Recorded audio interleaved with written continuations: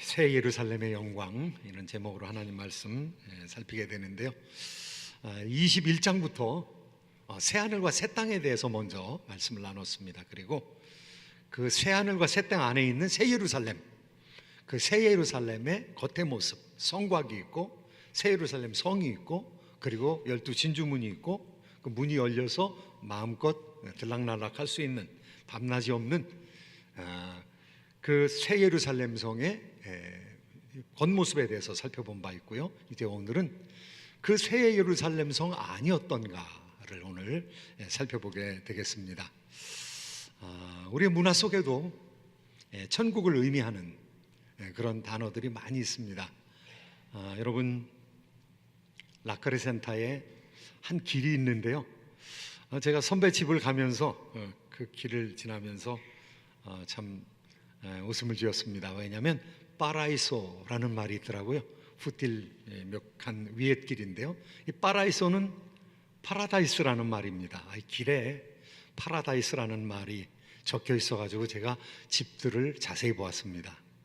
그런데 그 동네 다른 집하고 크게 다른 것이 없더라고요. 파라다이스라는 생각은 잘 안 들었습니다. 왜냐하면 낙원에 가면, 새 예루살렘에 가면은 시내가 있다고, 생명강이 있다고 그랬거든요. 그런데 강하고는, 라크레센타하고는 좀 상관이 없죠. 라크레센타 계곡의 가장 낮은 곳에 조그만 시내가 흐르고 있어서 제가 그것을 넘나들 때마다 자세히 봅니다. 물이 얼마나 되는가 하면은요, 물이 아주 아래에 그냥 붙어 있었습니다. 그 정도 물이 흐르는 것도 다행이다 싶을 정도로 물이 흐르고 있습니다. 우리 LA 강, 여러분 교회 오실 때마다 보죠. 그런데 저 정도 물이 흐르는 것도 다행이다 싶을 정도로 사막에는 물이 많지 아니하는 곳입니다. 사람들이 천국에 대한 열망이 있죠. 천국에 대한 사모함이 있죠.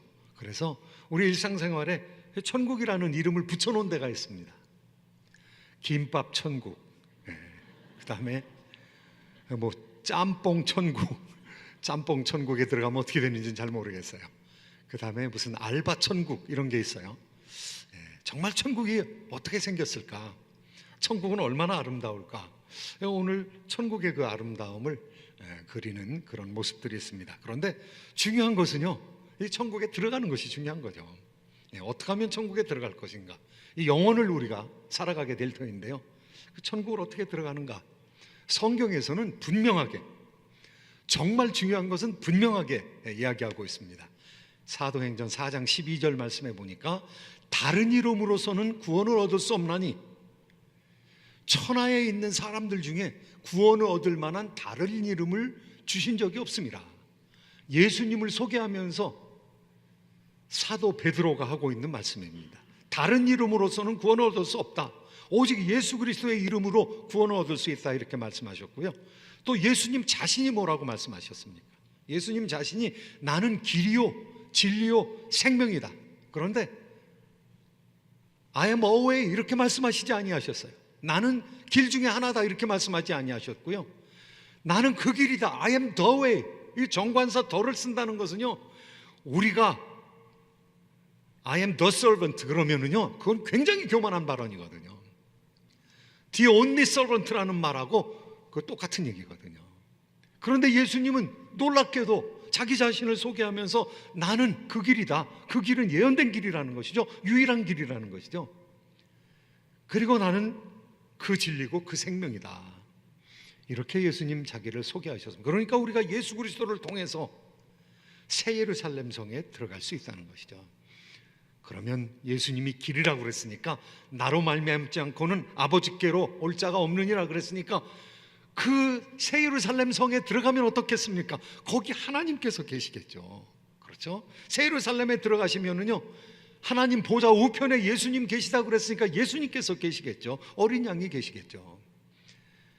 그 내부에 어떤 광경이 벌어질 것인가를 오늘 우리가 읽은 한 11절의 본문 말씀 가운데서 이렇게 규정하고 있는 것입니다. 새 예루살렘을 찾아야 되는데, 우리가 꼭 들어가야 되는데, 그 내면을 먼저 소개하고 있는 것이죠. 우리가 들어갈 만한 곳이다, 좋은 곳이다. 거기에 누가 있느냐 하면은 예수님께서 계시다는 거예요. 거기 하나님 아버지께서 계시다는 거예요. 그런데 없는 것이 있다는 것이 없는 것. 오늘 성경 본문에서는요, 성전이 없다고 얘기하고 있습니다. 성전이 없다고. 오늘 말씀 22절, 21장 22절, 23절 말씀 한번 같이 보시도록 하겠습니다. 시작. 성 안에서 내가 성전을 보지 못하였으니 이는 주 하나님 곧 전능하신 이와 및 어린 양이 그 성전이심이라. 그 성은 해나 달의 비침이 쓸데없으니 이는 하나님의 영광이 비치고 어린 양이 그 등불이 되심이라. 없는 것이 있는데요, 성전이 없다는 거예요. 성전이 없다는 것은 그 당시 유대인들한테는 충격입니다. 엄청난 충격입니다. 왜냐하면 지금 성전이 무너졌거든요. AD 70년에 디도 장군에 의해서 예루살렘 성전이 무너졌거든요. 그러니까 예루살렘 사람들의 열망은 무엇입니까? 어떻게 하면 다시 성전을 세울 수 있을까? 지금 성전이 무너진 지 한 20년이 지났습니다. 그래서 90년대에 하나님 말씀을 사도 요한이 기록하고 있는데 성전이 없다는 것입니다. 앞으로 미래에 성전이 없다는 것이죠. 2000년 동안 성전이 세워지지 않았습니다. 그런데 성전을 다시 세우려고 하는 사람들이 나타날 것입니다. 그런데 그 성전은 하나님께서 원하는 성전이 사실은 아닙니다. 왜 그렇습니까? 예수님 자신이 성전이시기 때문에 그렇습니다. 예수님께서 성전 앞에서 강론을 하시면서 백성들을 향해서 말씀하십니다. 이 성전을 헐라 내가 사흘 만에 다시 세우리라. 그러니까 사람들이 깜짝 놀랐습니다. 이 성전이 46년 동안 세워진 것인데 46년 동안 세워진 성전을 무너뜨리면 3일 만에 세우시겠다는 게 말이 되느냐. 그런데 예수님께서 그 말씀을 하신 것은 성전된 자기 몸을 가르쳐 말씀하십니다. 성전인 예수 그리스도의 몸을 무너뜨리면 예수님께서 사흘 만에 부활하시겠다는 것이죠. 자기 몸을 가르쳐서 얘기하는 것이죠. 그런데 무엇이 진짜 성전입니까? 보이는 돌 성전이 정말 성전입니까? 헤롯 대왕이 이스라엘 백성들한테 잘 보이기 위해서 멋있게 건축한 돌 성전이 진짜 성전입니까? 성경은 이렇게 얘기하고 있습니다. 너희가 영생을 얻는 줄 알고 성경을 상고하거니와 이 성경이 곧 나에 대해서 증거하는도다. 예수님의 말씀입니다. 이 성경이 곧 나에 대해서 증거한다. 예수님 자신에 대해서 얘기하고 있다는 것이죠. 이미 있었던 성전의 역할이 무엇인가 하면 예수님을 가르쳐 준다는 것이죠. 성전에 들어가서 제사를 드리면서 죄를 속함을 받는데 거기서 제물을 드리는데 그 제물과 그 성전의 모든 식양과 제도가 예수 그리스도를 향하고 있다는 것, 예수 그리스도를 예표하고 있다는, 미리 보여주고 있다는 것이죠. 그러니까 진짜 성전이 누구입니까? 예수님이라는 것이죠. 진짜 성전이 있는 곳에서 그림자가 있을 필요가 없다는 것이죠. 삼성전된 예수님께서 오셨기 때문에, 그리고 우리도 예수 그리스도와 함께 지어지는 성전이 되었기 때문에 그 참성전 예수 그리스도를 가르치려는 그런 하나님의 의도가 예수님을 통해서 이미 성취됐기 때문에 이제 그림자는 필요 없다는 것이죠. 우리가 하나님 나라에 들어가게 될 때, 우리가 천국에 들어가게 될 때 성전이 다시 있지 않다는 것입니다. 성전은 하나님의 영광을 드러내기 위해서 각종 금과 은과 뭐 이런 걸로 잔뜩 지어놨는데요, 예수님께서 오셨기 때문에, 예수님께서 성전이시기 때문에, 하나님께서 성전이시기 때문에 더 이상 성전이 있을 필요가 없다는 것이, 없는 것이 있다고, 우리가 새하늘과 새 땅에 들어갈 때 없는 것이 있다고 얘기하고 있는 것입니다. 또 없는 것이 무엇입니까? 밤이 없다고 이야기하고 있습니다. 성전이 없을 뿐만이 아니라 밤이 없다. 오늘 말씀 가운데 제일 첫 번째 22절부터 23절까지가 하나님에 대해서 얘기하고 있고, 제일 마지막 절 22장 5절 말씀이 또 하나님에 대해서 얘기하고 있거든요. 성전에 대해서 얘기하고 있거든요. 같이 한번 읽겠습니다. 시작. 다시 밤이 없겠고 등불과 햇빛이 쓸데없으니 이는 주 하나님이 그들에게 비추심이라. 그들이 세세토록 왕노릇 하리로다. 없는 게 또 있다고 그러네요. 다시 밤이 없다고 얘기하고 있습니다. 낮과 밤이 없으면 큰일이네요. 어떻게 휴식할 수 있을까? 밤이 없다는 것은 다분히 상징적인 것입니다. 밤의 사막에서 어떻습니까? 낮의 사막은 어떻습니까? 해와 달이 쓸데없다고 그랬는데요, 하나님의 백성들이 이 광야에서 살아가는 것이 너무너무 힘들었거든요. 왜냐하면 낮에는 너무 더웠거든요. 이번 주 여러분 얼마나 더우셨습니까? 금요일 날 얼마나 더우셨어요? 제가 느지막하게 차를 타고 나가는데 112도더라고요. 115도까지 어디는 올라갔다고 그렇게 얘기를 하더라고요. 그러니까 낮에 사막에서 다닌다는 게 얼마나 힘든 일입니까? 밤에는요 온도가 사정없이 떨어지는 거죠. 그래서 시편 121편 말씀에 보면은요, 밤의 달도 너를 상치 아니하고 낮의 해도 너를 상치 아니하리로다. 같이 한번 읽도록 하겠습니다. 시작. 여호와는 너를 지키시는 이시라. 여호와께서 내 오른쪽에서 내 그늘이 되시나니 낮의 해가 너를 상하게 하지 아니하며 밤의 달도 너를 해치지 아니하리로다. 낮에는 너무 더우니까 하나님께서 구름 기둥으로 임재하셨습니다. 밤에는 너무 추우니까 하나님께서 불기둥으로 임재하셨습니다. 그래서 불기둥과 구름 기둥이 사막을 돌아다니는, 광야를 돌아다니는 하나님의 백성들과 함께 했다는 것이죠. 밤이 있지 않다는 것은요, 이제 혼돈의 추위의 세월이 없다는 것이죠. 하나님께서 태양과 같이 영광 가운데로 임재하여 주시고 어린 양이 등불이 되어 주심으로 말미암아 이제 빛이 없어도 그 빛 때문에 고생하면서, 그 빛이 없음으로 말미암아 고생하면서 살지 않아도 된다는 것이죠. 하나님의 임재 영광 때문에, 하나님께서 빛이시기 때문에 그 빛 가운데 우리가 돌아다니게 된다는 것이죠. 하나님께서 구름 기둥과 불 기둥이 되시기 때문에 낮도 두렵지 아니하고 밤도 두렵지 아니한 그런 삶이 된다는 것이죠. 우리가 사랑하시는 여러분들이 사랑하시는 하나님께서 여러분 앞에, 여러분의 근처에 여러분과 함께 동행하신 바로 그곳이 천국인 줄로 믿습니다. 우리 하나님께서 함께 계시면은요, 하나님 빛이시거든요. 하나님께서 생명이시거든요. 하나님께서 진선미이시거든요. 진실하시고 또 선하시고 하나님께서 아름다움이시거든요.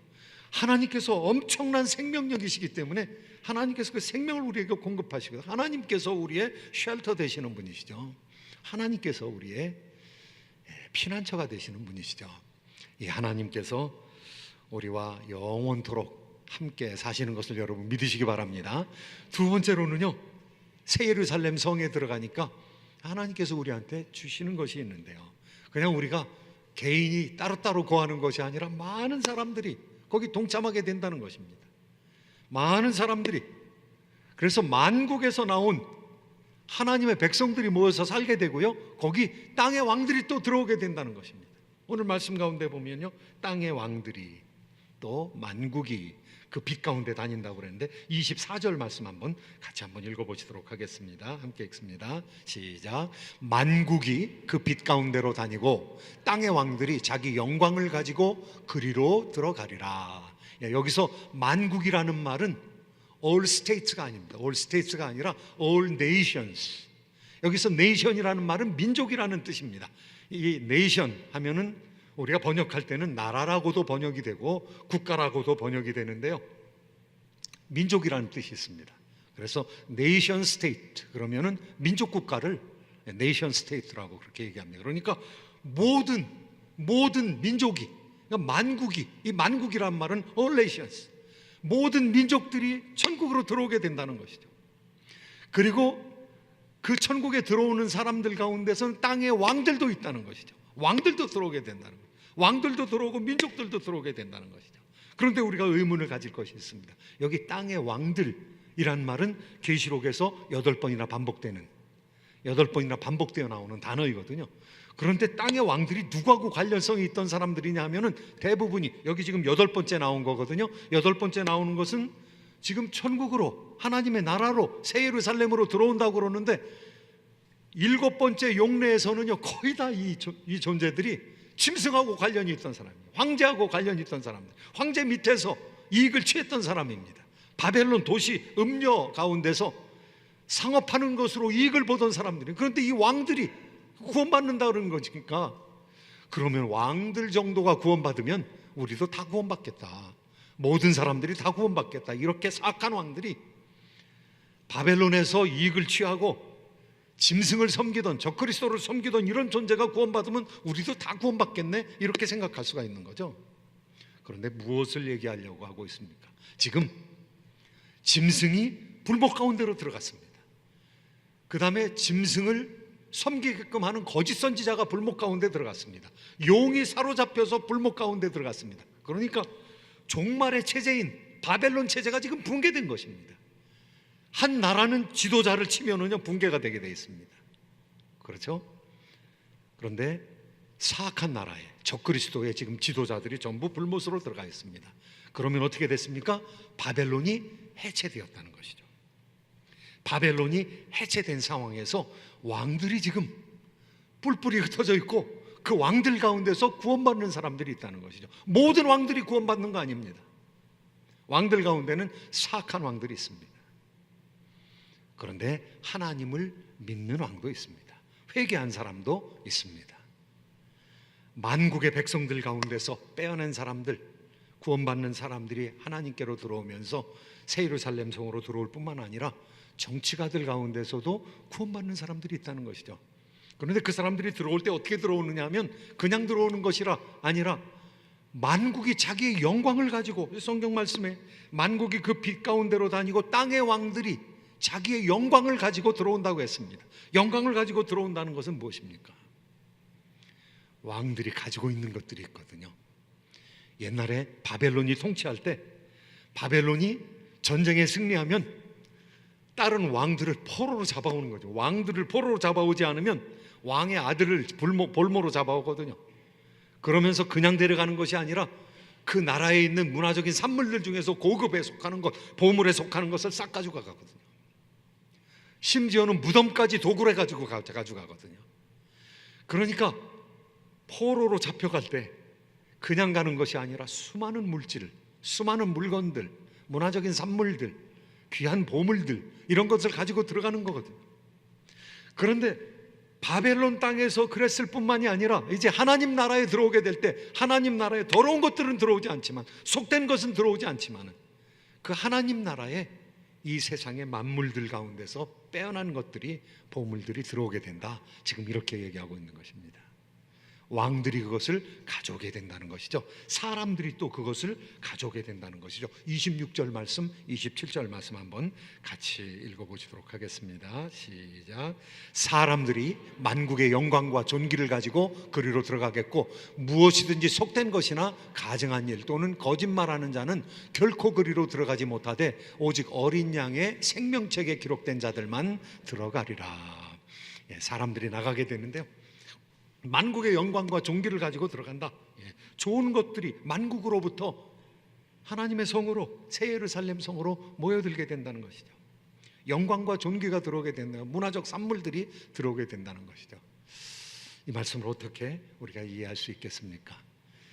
천국에 들어가게 될 때, 또 새 예루살렘 성에 들어가게 될 때 우리가 좀 생각해 봐야 될 것은 연속되는 것이 있고 연속되지 않는 것이 있다. 들어가는 것이 있고 들어가지 못하는 것이 있다. 오늘 성경 말씀을 통해서 우리가 그런 생각들을 가져볼 수가 있습니다. 뭐 정확하게 100% 무엇이 들어가고 무엇이 안 들어간다, 이거 정확하게 얘기할 수는 없죠. 그런데 분명한 것은요, 우리의 인격이 계속된다는 것입니다. 새 예루살렘 성에 들어갈 때 우리가 다른 인격이 되어가지고 우리 전에 있었던 일을 전혀 기억하지 못하는 그런 존재는 아니라는 것입니다. 우리가 인격이 변화되지 않냐고 그냥 예수님이 그 인격으로, 그리고 더 영광스러워져서 하늘나라에 계신 것처럼 베드로 사도가 베드로로 들어가는 것이지 다른 인격이 돼가지고 들어가는 게 아니거든요. 그러니까 연속되는 것은, 인격은 연속됩니다. 그렇죠? 새롭게 오는 나라에 우리가 연속된 인격을 가지고 들어가게 되는 거예요. 이 영혼은 죽지 아니하니까요. 그것과 함께 우리가 부활체를 가지게 되면은 육체가 연속된다는 거죠. 변화된 육체가 연속된다는 거죠. 그런데 지금 상황은 아니라는 것이죠. 그곳에 도시 문명을 가지게 될 터인데요, 큰 성 새 예루살렘이 도시 문명을 가지게 될 터인데 문화가 계속될까? 참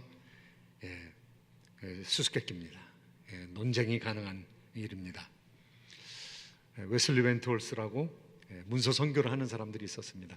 이 학생들이야 새 책을 읽어야 되니까, 좋은 책을 읽어야 되니까, 또 특별히 저는 정치학을 연구하면서 정치를 신학적으로 이렇게 해석해 줄 수 있는 그런 책을 요구를 하니까 이렇게 저렇게 사람을 만나게 되는데요. 웨슬리 웬트월스 씨라는 문서 선교하는 분을 만나게 되었습니다. 이분이 미군 부대에서 오랫동안 그냥 싱글로 있으면서 문서 선교를 하셨던 분입니다. 미군 부대에서 플러머를 하셨던 분입니다. 돈이 생기면 그 돈 전체를 가지고 책을 샀습니다. 책을 사가지고 한국에 있는 학생들, 기독교인들한테 그 책을 팔았습니다. 저도 좋은 책들을 몇 개를 가지게 되었습니다. 그분이 제가 공부하는 중에 훌러 신학교에 오셨어요. 그래가지고 만나서 얘기하는 중에 이 얘기 저 얘기 하다가 본인이 플러머니까 민종기 형제는 천국에 플러머가 있을 거라고 생각하느냐, 새 예루살렘에 플러머가 있을 거라고 생각하느냐. 제가 그때 이제 종말에 대한, 종말과 정치에 관한 논문을 쓰고 작성하고 있는 그런 상황이었는데 금방 대답이 안 나오더라고요. 한참 묵상을 하다가 플러머 있을 것 같다고 그랬습니다. 네가 그렇게 얘기하는 거 너 개혁주의자이기 때문에, 너 켈빈주의자이기 때문에 그렇게 얘기하는 거다. 그렇게 나도 그렇게 알고 있다. 나는 문화가 영속된다고 생각을 했거든요. 문화가 변화된 상태로 연속된다고 생각했고, 제가 좋아하는 것들, 정말 제가 가서 보았던 것들, 제가 귀하게 생각하는 것들, 그런 것은 천국에서도 계속 사용했으면 좋겠다고, 구경이라도 했으면 좋겠다고 생각이 들거든요. 사람들이 계속될 것입니다. 변화된 사람의 육체가 계속될 것입니다. 사람들이 살면서 인간관계를 가지면서 살아갈 것입니다. 사람들이 그리스도와 함께 다스린다고 말하고 있습니다. 왕노릇한다고 그랬으니까요. 왕노릇한다는 것은 거기에 변화된, 쇄신된, 갱신된 인간관계, 정치관계가 존재한다는 것이죠. 새로운 관계, 어떤 문화적인 산물들과 문화적인 양식들이 거기 있을 거라는 것이죠. 새로운 땅에서는요, 사람들이 들어가서 삽니다. 사람들과 관계된 것들이 거기 있을 것입니다. 어떻게 있을지 우리는 알지 못합니다. 그런데 사람들이 들어가니까요, 왕들이 들어가니까, 왕들이 영광스러운 것을 가지고, 보물들을 가지고, 그들이 가지고 있었던 걸 가지고 들어가서 새 예루살렘을 영광스럽게 채우게 될 것입니다. 그런데 한 단계 더 나가면은요, 자연에 대해서도 말씀하고 있습니다. 어떻게 그곳에 변화된 새로운 생태계가 존재할 것인가. 동양에서는요, 삼재, Three existing beings 하면은요, 세 가지 존재가 있는데요, 천지인이라고 그랬습니다. 하늘에 속한 것, 신령한 것, 그 다음에 땅에 속한 것, 그리고 사람에게 속한 것, 천지인이라고, 삼재라고 얘기했습니다. 그런데 지금 하나님의 임재에 대해서, 천국에 있는 하나님의 임재에 대해서, 하나님의 계심에 대해서 얘기했습니다. 그리고 사람에 대해서 얘기했습니다. 사람 가운데서는 왕들도 회개하고 나오는 사람들이 있고, 그리고 민족들이, 열방에서 구원받은 사람들이 다 오게 될 것이다. 그리고요, 이제는 그곳의 자연은 어떻게 회복될 것이냐. 많은 사람들이 짐승에 대해서 요즘에는 관심을 많이 갖더라고요. 제가 한국에 나갔더니 제가 아는 분이 저한테 질문하기를, 짐승의 영혼이 있습니까? 이렇게 물어보더라고요. 그래서 참, 제가 도전을 받았습니다. 가만히 생각해 보니까 짐승의 영혼이 있다고 얘기하는 것 같은데요. 왜냐하면 전도서에 보면 사람의 영혼은 위로 올라가고 짐승의 영혼은 아래로 내려가는 것을 알지 못하느냐, 이렇게 의문문 형식으로 쓰여 있거든요. 이 한국에서는 이 강아지들, 애완동물들의 장례식이 잠옷 화려하게 펼쳐진다는 것입니다. 그리고 화장을 한다는 거예요. 화장을 해가지고 사람의 인골처럼 이렇게 담아가지고 그것을 집에 가지고 있기도 하고 묵기도 하고 그런다는 것입니다. 우리나라 사람들은 좋아하는 게 많아서, 먹기 좋아하는 게 많아가지고 개 죽은 거하고 뱀 죽은 거하고는 그냥 놔두질 않죠. 우리 집에서도 동생이 기르던 개가 죽었습니다. 약을 먹고 못 죽었어요. 그래서 그 앞에 있는 밭에다가 묻어줬습니다. 같이 살았으니까 묻어줬는데 그 다음날 가보니까 이게 분묘가 파헤쳐진 거예요. 묘지가 파헤쳐지고 시신을 도난당했어요. 그래서 시신까지 이렇게 도난당하는 경우도 있구나.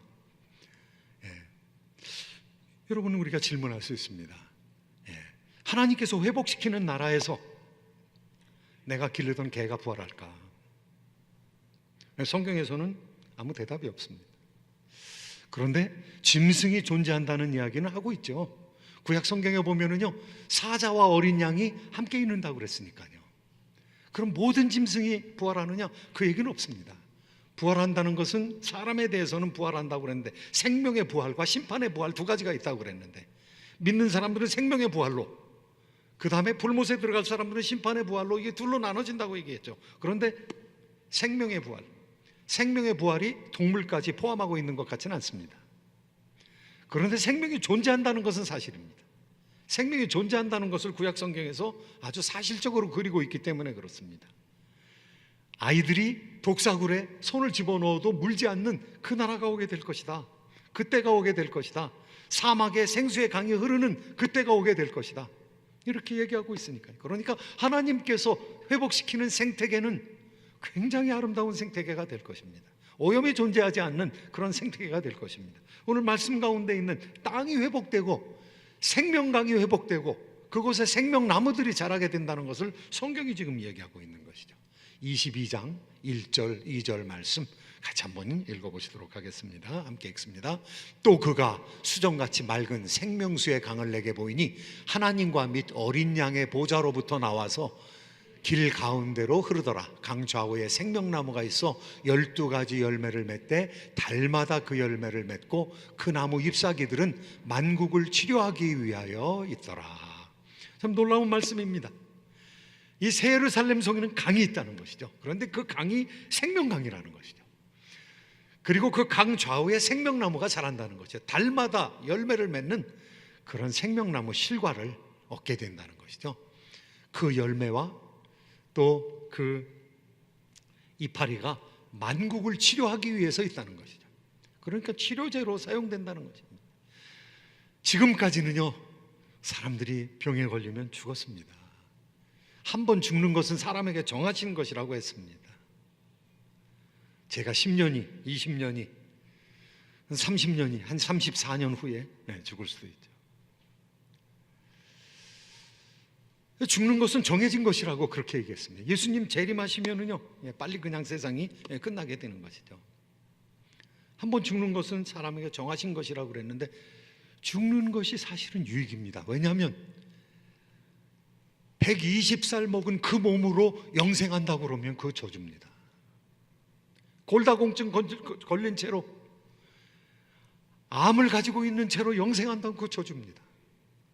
그런데 하나님께서 한 번 죽는 것은 사람에게 정하신 것이요, 그 외에는 심판이 있지만 하나님께서 부활시켜 주시면 새로운 몸으로 거듭나게 됩니다. 그 당시에는 이제 생명수를 마시게 되는 거거든요. 생명나무 실과를 마시게 되는 거거든요. 또 만국을 소송하기 위해서, 만국을 치료하기 위해서 생명나무 이파리를 우리가 가지게 되는 것이거든요.